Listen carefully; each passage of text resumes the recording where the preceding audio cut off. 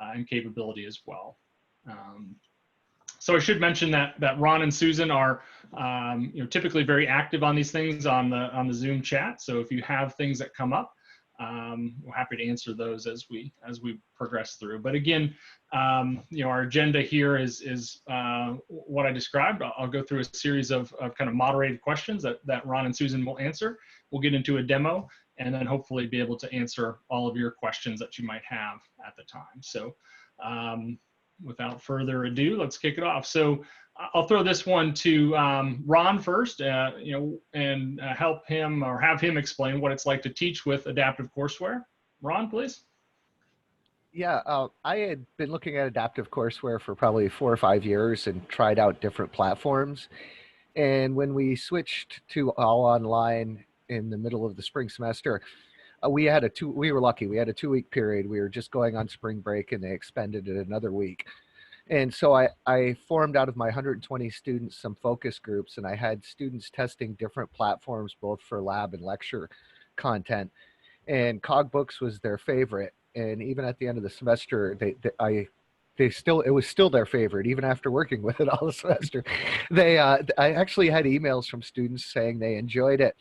It allowed me, not as much this semester. I think it was like when you first get a new program on your computer and you're just using what you know how to use. I didn't use a lot of the reporting functions this.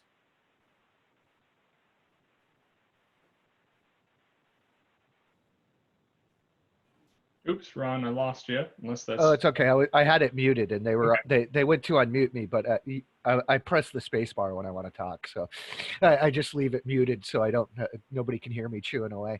Once I switched to online, I gained an insight as to what my students were working and the material they were working with.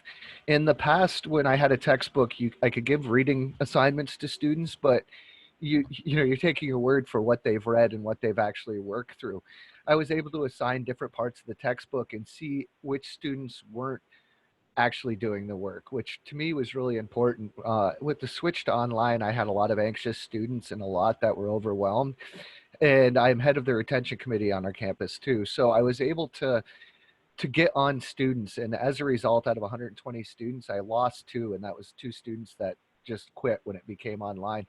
I was pretty proud of that. It allowed me to see who was working with the material and what was going on. So it was a good end of the semester, all things considered.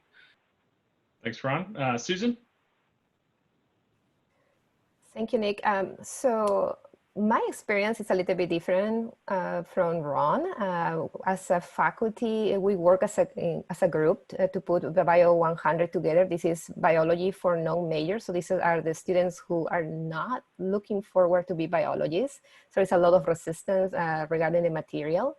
But what I like about the textbook that we created as a group is that we focus on the topics that we wanted our students to learn. And also is that allows me to focus on the Maddie's point. The system allows me to see, take kind of like a look at a glance at the class. So I know if they're struggling with a particular question or a particular topic. And as Ron mentioned, if I have a student that is not coming to class or there are no grades for their assignments, I can kind of like go in, zoom in and take a look, okay, why is the student not answering? How many quizzes did he or she miss? And I'm able to communicate, kind of like send a private message through the system and also through Canvas or Blackboard to that particular student. So it gives you the macro level and the micro level of dedication that you want to give to your students. And that's what the software does for us. And, and again, let us focus into those points that we need to emphasize during class rather than going through the whole lecture throughout the week. Thanks, Susan. Moving on to the next question. What might an instructor be giving up or gaining by using Adaptive Courseware? Maybe I'll start with you, Susan, this time, if that's okay. So again, as I mentioned before, my experience with Bio 100 was as a collaborative effort among faculty that was teaching biology. So at the beginning, it was, we had to all agree and to what topics we wanted to be in our textbook, etc. So it takes a lot of time, but there's a very rewarding experience. So, once we have a complete textbook, now we know exactly which activities are going to be there. We can track the students' success throughout the semester. It has this great remediation component, and I think Nick is going to show that later. If these are pre-written quizzes, so this allows my students to get ahead of the game, if you want to call it that. So they have to read a chapter before coming to class, so I know they're prepared. I do this for points. So there's an incentive. It's like the little carrot in front of them. And, it allows them to also understand things in advance. And if there is something that is not very clear, as an instructor, I can see as well that before coming to class on a Monday, say, okay, they're missing question 5. What's the problem with question 5? Maybe I have to cover that particular topic during my main lecture class.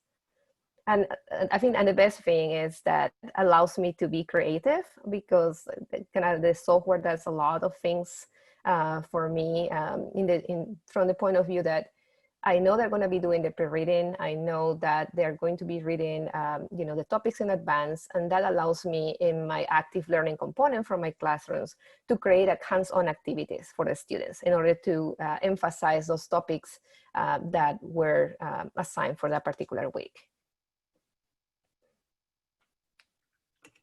Thanks, Susan. Yeah, and just to add some context before I turn this question over to Ron, is Susan and Ron coming at it from a little bit different of an angle. So Susan helped design a course. So with CogBooks, you can both build your own course, or you can leverage some of our existing courseware and then customize from there if you would like, or just use it straight out of the box, if you will. So Susan helped design our non-majors biology course, and then obviously leverages it as well. Whereas Ron was able to take a ready-made courseware that we had, do a little bit of customization, just in terms of reordering modules or removing modules that he didn't need, and then put it into play. So sorry, just to add a little bit more context, but Ron, go ahead. Yeah, I don't think that I lost anything. It was mostly reactive. I mean, I've taught online for 10 years, but not the anatomy and physiology class. So when it got thrown online, I'd been thinking about it for a while, but it was still a more reactive semester than pro-reactive. So I'm looking forward in the fall to using the reporting software more to see, as Susan said, concentrating on the muddier points. The other thing that I found is I had 25 to 30% of my students in the different parts did more than I assigned them, which I don't know if that ever happens before. And one of my big pet peeves as a teacher is the question, will this be on the test? And it's the human body. You're going to be working with it. You should learn this material. And even though I can't assign everything that's in the book, it was kind of cool to see students doing whole chapters, even though I didn't assign parts of it. As an educator, you want them to be as educated as possible, not to do the bare minimum. So I was pleasantly surprised to see a lot of them doing more than the bare minimum. Great, thanks, Ron.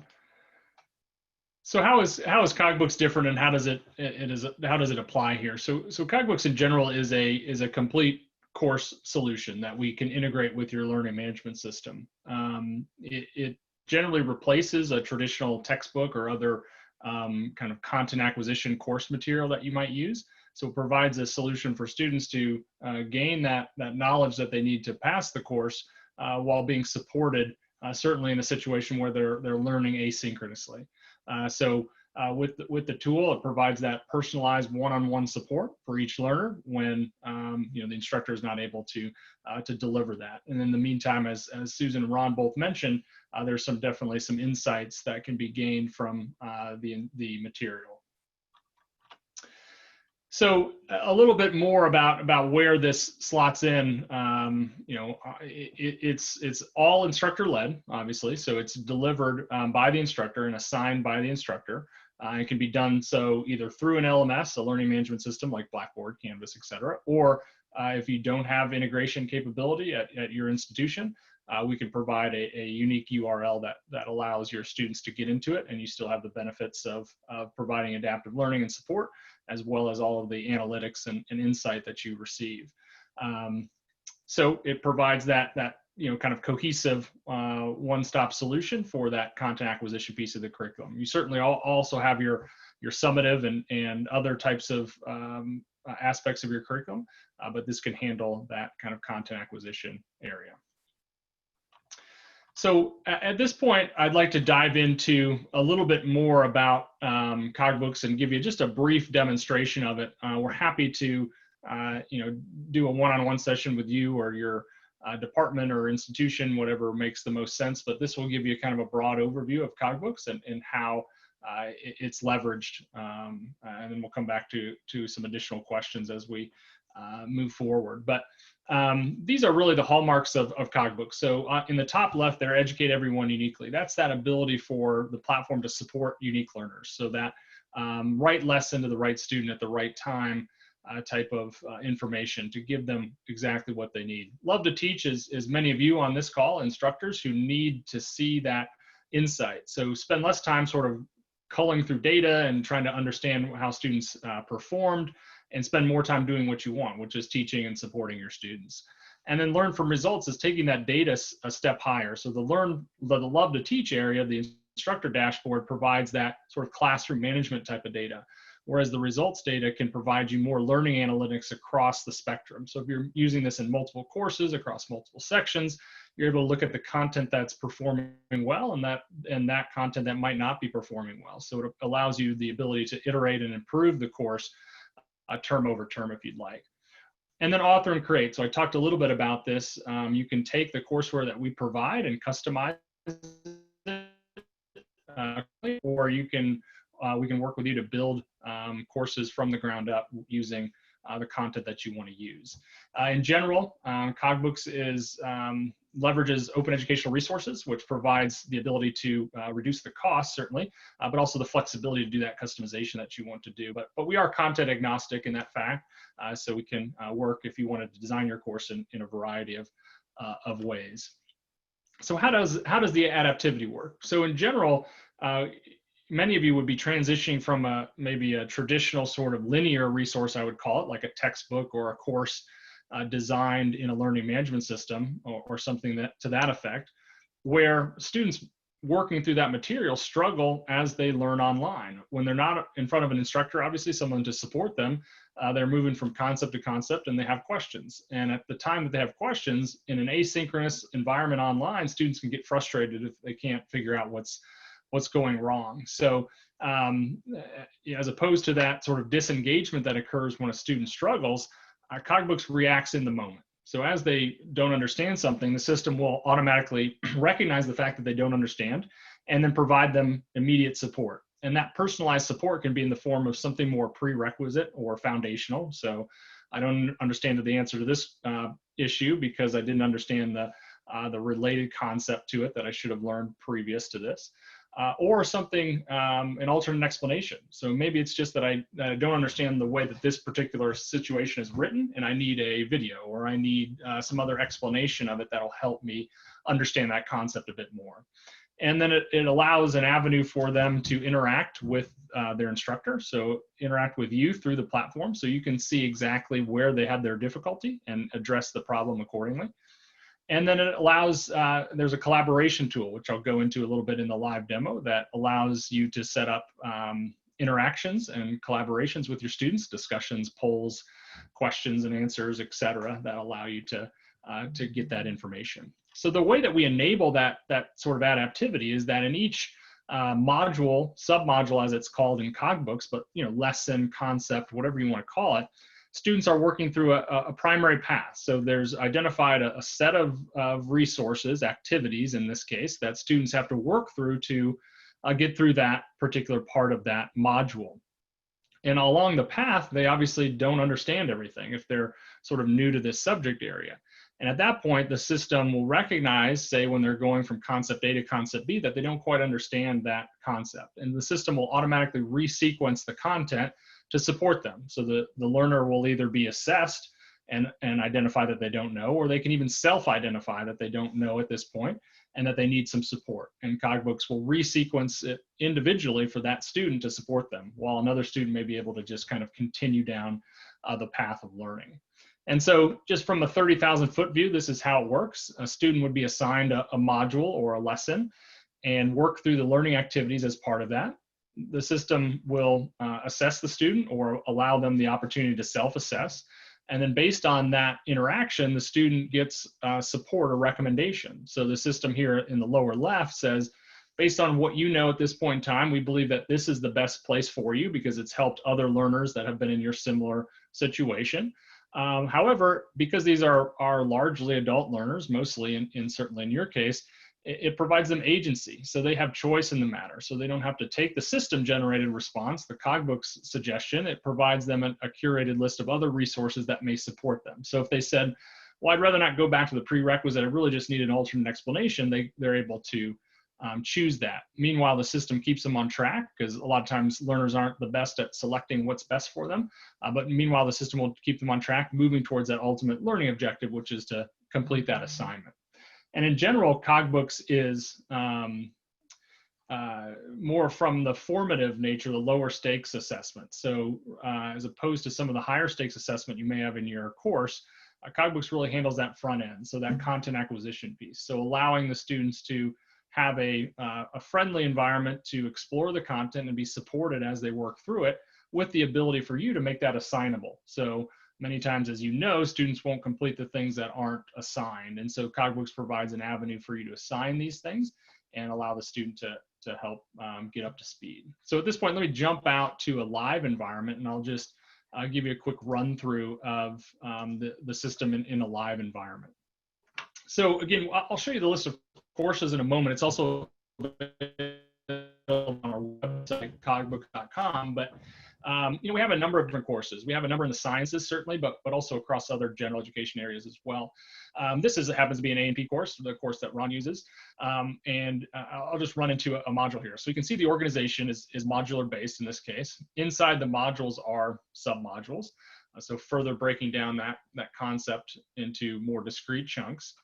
And then inside this sub-module, heart components and blood flow in this case, there's a series of learning activities. So this 15 or so learning activities here is what helps a learner get through this piece of content and allows the system to support them. And it also allows the instructor to say that this is a discrete assignment for them, that you can assign them and then pass that grade back to your grade book in your learning management system.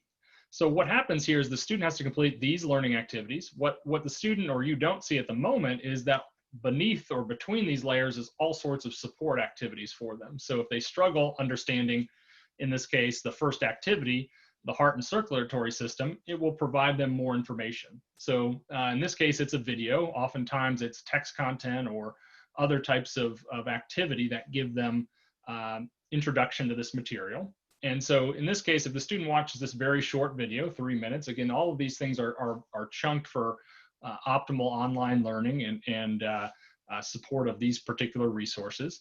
So if I watch this video and as a student, I don't quite understand this concept, in this case, I can self-identify. So I can use this slider bar to say, I'm not quite comfortable with this particular concept.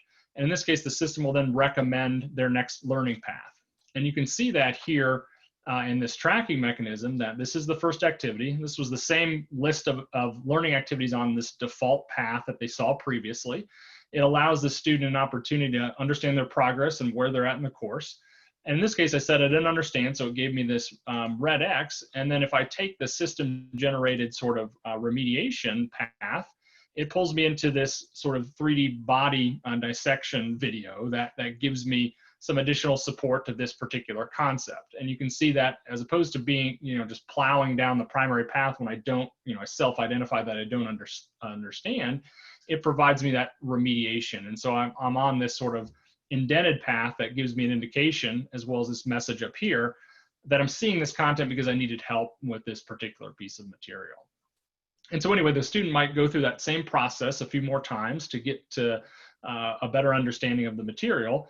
And then eventually they might land on an exercise or a quiz or something more formative in nature that has them sort of demonstrate the fact that they understand the concept. So I'll just, for the sake of time here, fast forward in the course, and I might have a matching exercise like this, where I can actively drag these blocks to label the concepts. The student has two chances at this in this particular example. And then based on my performance, I'll understand that, I don't quite understand heart valves here. Well, I did because I got it right, but then it would provide me remediation support here, or move me on to the next page in my platform. So in this case, had I guessed and got it correct, which I did here, I still can get to the support items. So it's telling me based on my performance that I'm good to go on, but I may know myself that, I don't quite understand this. So maybe I need to jump back to this other resource to support me. But anyway, let's take this quiz that comes up next in my learning path. And then based on this, because this is formative in nature, it provides an avenue for the student to, again, self-represent that they don't understand the answer. So for this first of 7 questions, I can say, I don't understand, and it'll immediately then resequence my content. So as opposed to say, okay, go on to the next question, let's step back and look at that concept that we reviewed earlier, probably because we went through this pathway, and it gives me that opportunity to reread that information and again, see that I need help, and then jump directly back to that question, say, okay, now I understand what it's asking, and I can try again and get it correct, hopefully. Can I interrupt you 1 second? Please. Because so there's one characteristic that I really like about CogBooks, and is that the students, if they get stuck on a question, they have a remediation pathway, but they also have another option that is ask your instructor. And usually that's where, the picture of the instructor would show up, and then they, say, I failed this, or I think the answer is this. And especially with genetics, which is a majors class, it would be a very, okay, the calculation, I don't know what I did wrong. So those get directly sent to my email, and I'm able, when I click on the link, that link is going to send me directly to the page in CogBooks. And that specific question where the student was stuck. And, I'm going to see the message from the student, and then I can answer directly through CogBooks. And I think they love that feature as well. So that's what I wanted to interrupt you. Sorry about that. But it's, especially for classes that are for majors, it's a very, very important feature to have. Great. Yeah, thanks, Susan. Yeah, this is the avenue here that she was describing. So it's always there at the bottom. So what it'll drive the student through are these remediation paths. But at certain points in time, they'll exhaust the amount of content that's in the system because there's only a finite amount of material there. And this will be their primary path to get something resolved. And a lot of times, I think, Susan, you might agree that you won't just get what's the definition of some student defaulting to asking you a question. You often get much higher level order thinking questions through this tool. That's correct. Yeah. Great. And then there's also a tool in here called a collaboration tool. So obviously learning management systems have discussion forums and things of that nature. What's different about the CogBooks feature is it sits on top of any screen. So you can really connect the components of any screen to a discussion or a poll or a Q&A that you want to develop or push out to your students. And that way they might be learning about heart anatomy, membranes, and surface features in this particular instance. And then they have a poll on it, or my instructor creates a discussion thread on this very specific topic. So you can think about your own use case where there might be a current event going on in the world that might require a discussion, and it's very relevant to this particular concept. And as opposed to that sitting in the LMS that's sort of disconnected from the primary learning material, you can layer that right on top of the learning material. And so you control this as an instructor and can moderate it and set up your polls and discussions that you want students to collaborate with. So that's the collaboration tool. Really quickly here, let's transition over to the instructor side. I'll just show you a short view of that. But this is the instructor's homepage, if you will. It delivers the ability for you as an instructor to see the information that you want to see. So I'll just cover 1 or 2 reports here just for the sake of time. You have— And Nick, when you have a chance, we have a couple of questions in the chat too. Just wanted to let you know. Thank you. Yeah, I'll pause to answer those right after I cover the instructor material here. Thanks for notifying me. So this is a call to class digest. This provides an opportunity for the instructor to get that high level understanding of what's going on in their class. The first thing that's shown here is engagement, usage. So if you're just interested in are my students doing anything, right? I want the visibility of just, are they accessing the information? you can see really quickly if they are or are not, and move on or intervene if you want to. And then for this week, perhaps you wanted to understand what's the completion percentage of the particular module that I assigned for this week. And you can see quickly, how many students are completing and engaging. So maybe you don't need to go further, maybe you do. And then to help you with your teaching, you have the ability to see what is the most challenging piece of content for your students at this moment. So if you remember in CogBooks, there's that slider bar, that metacognitive indicator of how well I know something. That's related to these graphs here. This is those learning activities, those individual content pages that students said, I need help with these. And so you have that piece of information connected with what are they performing the poorest at. So what are they missing here from an assessment perspective, both on their first and total number of attempts. So two different data points that allow you to say, okay, maybe for my next synchronous discussion, I need to handle or cover these particular concepts. So it just gives you that, that particular information. And then beyond that, one other report just quickly here, you have several here that are very useful, but from an assessment report perspective, this isolates just those assessment questions that we looked at in CogBooks. So, say you wanted to understand module 3 here, and you wanted to understand your user's performance, your student's performance. So you've got your users here, and you've got all of the different quiz questions that are part of this module. So you can sort this by, who are the students who have failed the most number of assessments. And you can identify that, I think Susan alluded to this, but that these are the students that are really struggling the most in my class. And straight from CogBooks, you can send them a note. So let's come to a chat, an office hours, whatever the situation is. Students don't see the other people copied, so it's not as if they're on a list or something, but they get that information and you can save your time to get them, to intervene with them. And then you can drill through this report to look at, item analysis and other more in-depth type material about, the question, the answer distractors, what's the choice people are choosing most versus what's the correct answer. So you've got that sort of information. So I'll pause there. Let me toggle over to the chat here. And Nick, I pulled those together and put them in a message to you again. Oh, so thank you. You have them handy. Yeah, so the cost is $39.95, and that's access for a semester. It includes all of the content and course material. So math, we don't have a math course at the moment. We do have a intro to statistics course, but we are developing some algebra and calculus courses at the moment, but those won't be out for a little bit of time here. So the majority of the courses are built with OER, and OpenStax being a big source of that. But as Susan could talk about, those have been highly edited and revised. So we're not just taking sort of the OpenStax textbook and slapping a CogBooks brand on it. We're revising really every page and then adding to it all of those assessments and videos and interactive materials that provide much more engagement and support for a student. To really resequence that OpenStax book to be more supportive. So OpenStax is great, obviously, right? The content is there. It's free for most people who want to use the textbook version, but it's still a linear resource that needs some additional support to make it useful for an asynchronous online learning environment. So Rajan asked about the biology courses. So we have really the entire biology curriculum. So if you go to cogbooks.com/courseware, that will give you the list of all of the courses that we have in biology and otherwise. Okay, let me transition back to the slide deck here as we roll through. And we've got a couple of other, one or two more questions, I think, for Susan and Ron, fortunately. Students, what will my students think? Ron, would you like to take that one first, please? You might be muted, Ron, I think. My space bar stopped working to unmute myself. As I mentioned, I'm 52. I'm not cool anymore.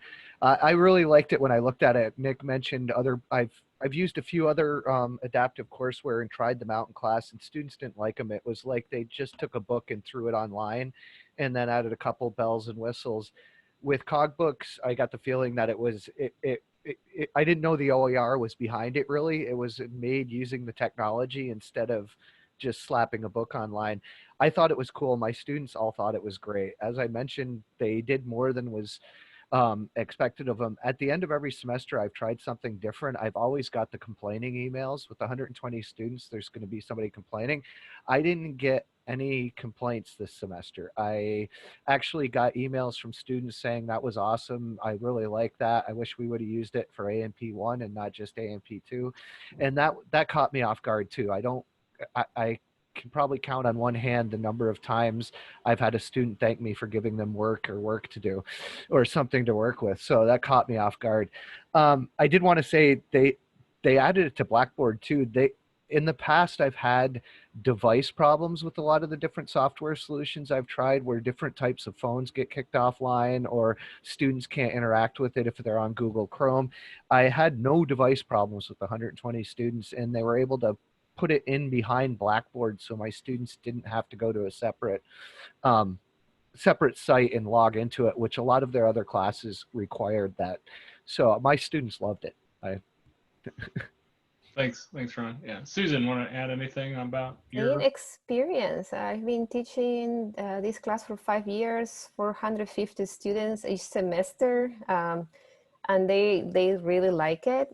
They like that if they have a question, the system will provide remediation immediately rather than then emailing me or waiting for a TA to reply to that email. They like the instructor feature because it kind of builds a sort of connection between the instructor and the students.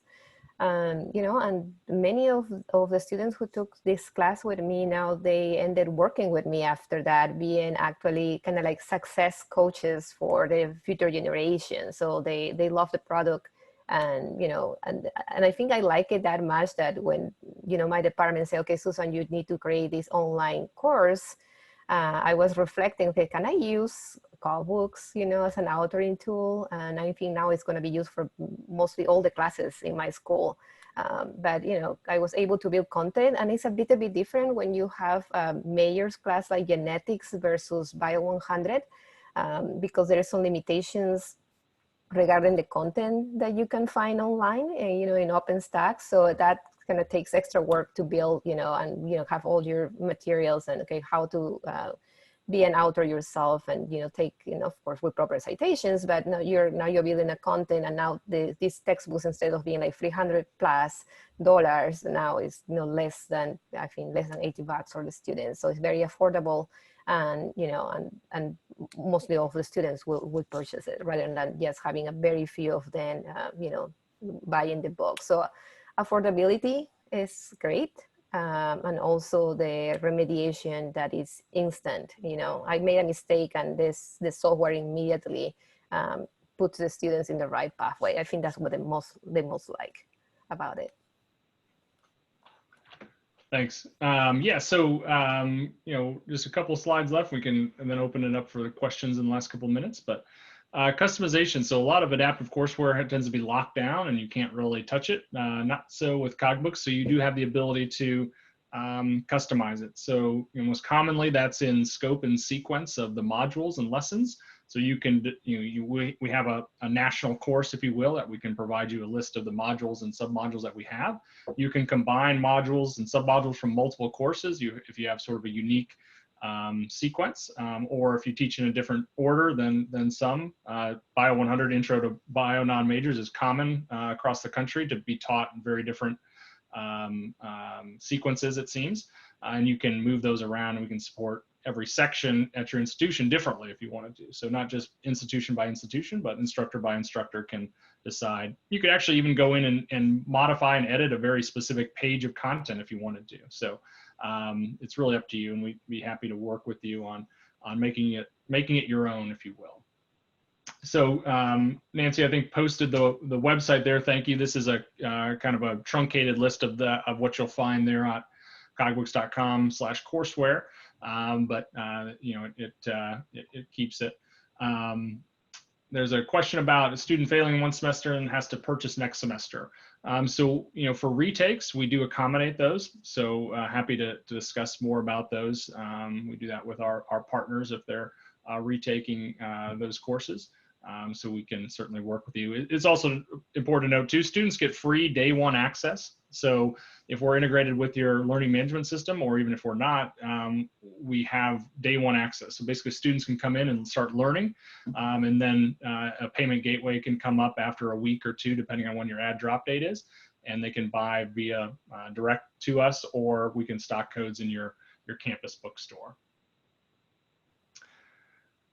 So, happy to field any questions or demo requests, or talk with you more specifically about your use case. You can reach me. I've got my email down there in kind of small font, but you can also hit us at hello@cogbooks.com, and that'll eventually get to us as well pretty quickly to get back to you. But yeah, happy to answer some more questions, and thank you again to Ron and Susan for joining and talking. Nick, I'll add my thanks to you and to Ron and to, I'm sorry, I'm blanking. Susan, pardon me. Just adding my thanks to you for sharing your stories and your experiences. And if there is one last question, perhaps, that we could take. It's a question for Nick. Is there a minimum number of students to be enrolled? No, sir. We're happy to work with anyone. Oh, okay, thank you.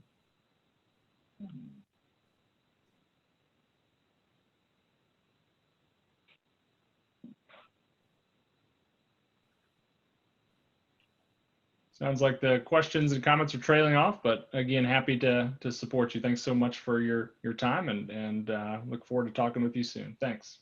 I can say that Susan's worked with them longer than I have, but they were fantastic getting me online and getting me up to speed when we did decide to go with CogBooks. It was on Blackboard within a day, and that, as I said, we didn't have any tech problems, but if I had a problem, they were quick to get back to me. Yeah, I agree with that. Customer support is amazing, and that's why we have been using it for so many years, and now we're expanding that to more classes, more courses in at least in the School of Life Sciences.